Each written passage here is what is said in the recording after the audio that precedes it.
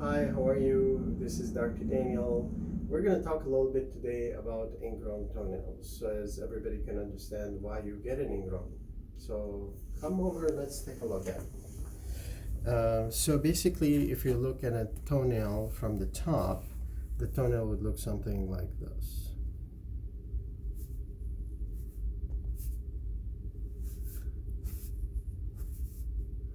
What you don't see is where the nail is going. So if you look at it from the inside, the nail is actually all the way around here, all the way around this way like this. And also the nail actually is planted on the bone. So there's a piece of bone underneath here that the nail sits on. And the piece of bone sits right here. And that's like the end of the toe, just like a finger. And there's a joint here.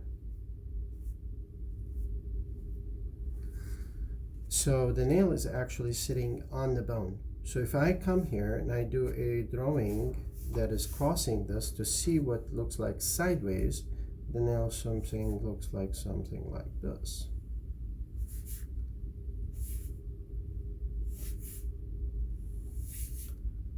And then there's the bone, the end of the bone here.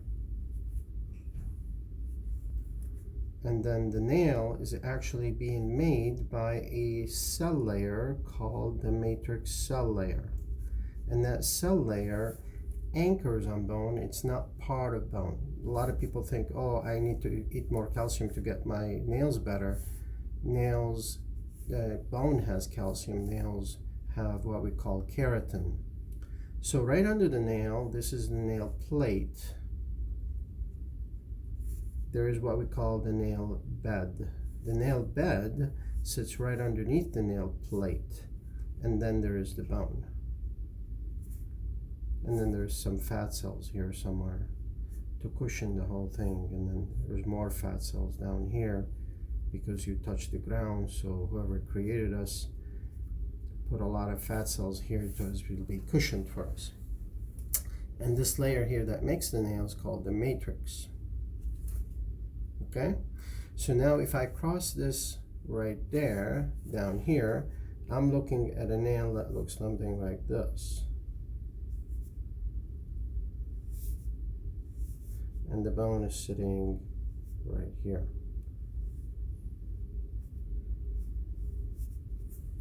Now if I cross right here, then actual bone becomes thinner. So this area right here, the bone would be a little thinner. And if I cross right here, the bone is very, very wide. And that's where your cells are made.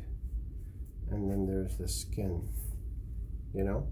So pathology comes in whereby you get trauma to the nail. So repeated trauma to the nail, whether the nail hits the shoe, or the shoe hits the nail, or you hit the nail or something, then because the nail is such a hard material, it bounces backwards to the cell layer. And these cell layers are made out of like cells that look like boxes. So the beautiful thing about these boxes is that they grow all in one direction, only in one direction, you know? So they grow out, and as they grow out, this layer here of skin right on top there directs them to grow straight out instead of straight up.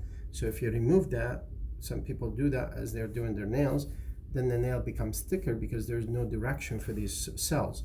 And not only that, if you do trauma to this, they always come back and they become haphazard. So this directional growth will become haphazard, and then you get a thicker nail. A lot of people say, oh, why am I getting thicker nail? It could be because of trauma. That's one reason. Another thing is infection of some sort, whether it's infection by a fungus or bacteria, whatever it is.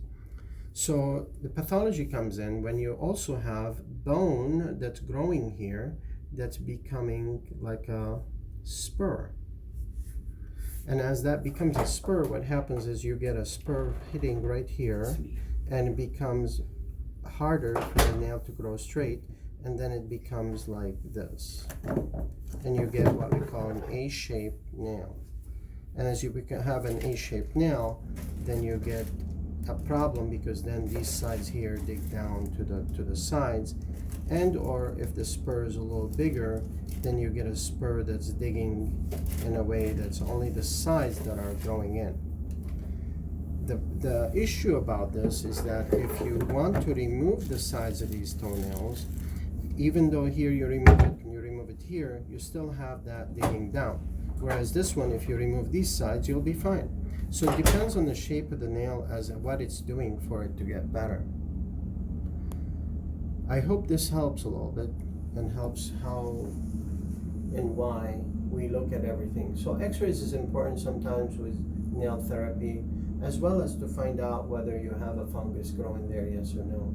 So proper diagnosis, depends on clinical as well as radiological analysis. I hope this helped. Have a good day.